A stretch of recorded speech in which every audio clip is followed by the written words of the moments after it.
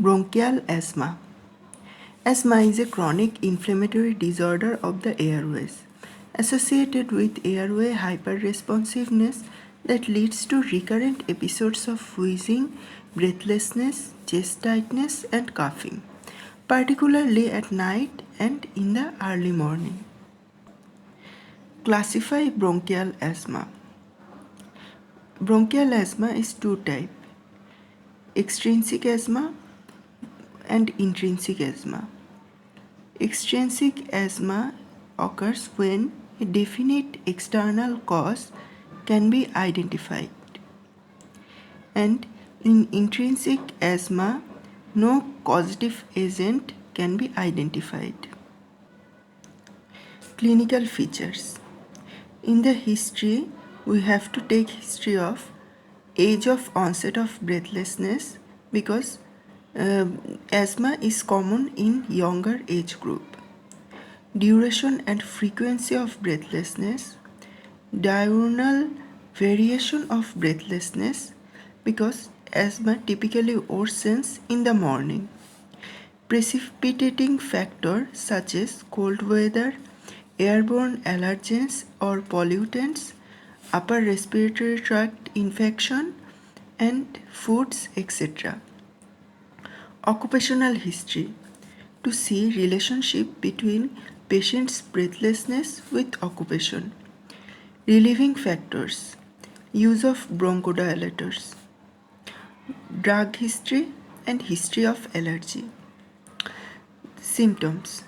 Typical symptoms are recurrent episodes of breathlessness, chest tightness, wheezing, cough. Cough may be a dominant feature in cough variant asthma. Signs. Signs of respiratory distress such as tachypnea may be present because of, and also sign of use of accessory respiratory muscle can be present. Cyanosis may be present. Auscultation of chest reveals rhonchi throughout the chest, more prominent during expiration than inspiration. Evidence of allergic nasal sinus or skin disease may be present. Investigations include pulmonary function tests such as peak expiratory flow rate (PEFR), diurnal variation in PEF, the lowest values typically being recorded in the morning of more than 20% is considered diagnostic. FEV1 and VC, that means forced expiratory volume in 1 second and vital capacity. It is measured by spirometry. It allows the demonstration of airflow obstruction and following the administration of bronchodilator. Confirms the diagnosis when a 15% and 200 ml improvement in FEV1 is noted. Chest X-ray shows usually normal findings. Acute asthma is accompanied by hyperinflation and lobar collapse may be seen if mucus has occluded a large bronchus.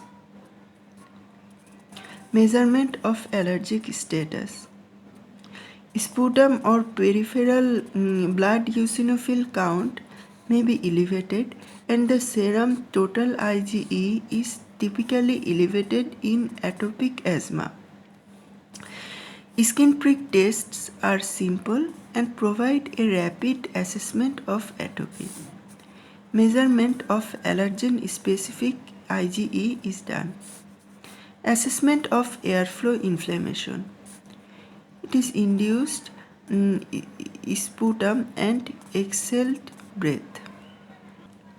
Goals of treatment are to achieve and maintain control of the symptoms, then prevent asthma exacerbation, Maintain pulmonary function as close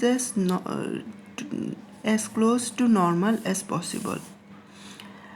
Avoid adverse effects from asthma medications. Prevent development of irreversible airflow limitation. Prevent asthma mortality. Treatment includes high concentration of oxygen, high dose of inhaled bronchodilators such as salbutamol and ipratropium bromide, systemic corticosteroid such as oral prednisolone 30 to 60 mg daily and IV hydrocortisone 200 mg may be used in patients who are unable to swallow or vomit occurs. Intravenous fluid is given to correct dehydration. Subsequent management is done if the condition is very severe. It is done with intravenous aminophylline and intravenous magnesium sulfate. Monitoring of treatment. PEFR should be recorded every 15 to 30 minutes and then every 4 to 6 hours. Pulse oximetry should ensure that saturation of oxygen remains more than 92%. Difference between bronchial asthma and COPD. In bronchial asthma, the age of onset is usually in young age. Usually onset occurs in childhood and younger age, but onset may occur at any age. In COPD, the age of onset is usually old age, usually above 50 years. In bronchial asthma, smoking history is not so important, but in COPD, it is important, usually more than 10 pack years. In bronchial asthma, history of allergy is important, like allergic rhinitis, eczema, nasal polyps, etc. But in COPD, history of allergy is not so important. In bronchial asthma, family history may be positive, but in COPD it is uncommon.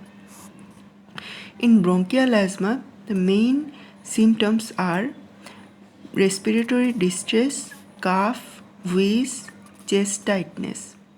And in COPD, the main symptoms are cough, sputum production, respiratory distress. In bronchial asthma, diurnal variation is more, but it is less in COPD. In bronchial asthma, symptom-free interval is present, but it is absent in COPD.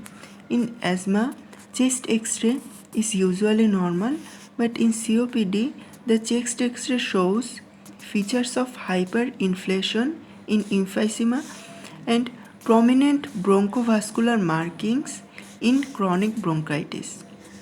In asthma, total circulating eosinophil count may be raised, but it is normal in COPD.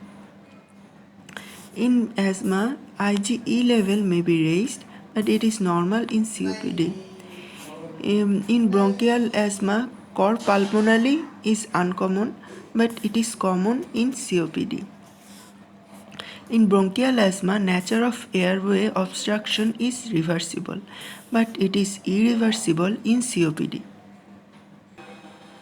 Difference between bronchial asthma and acute left ventricular failure. Bronchial asthma's onset is chronic, but the onset of acute left ventricular failure is acute. Bronchial asthma has usually early age of onset, but acute left ventricular failure usually has a onset of in elderly age.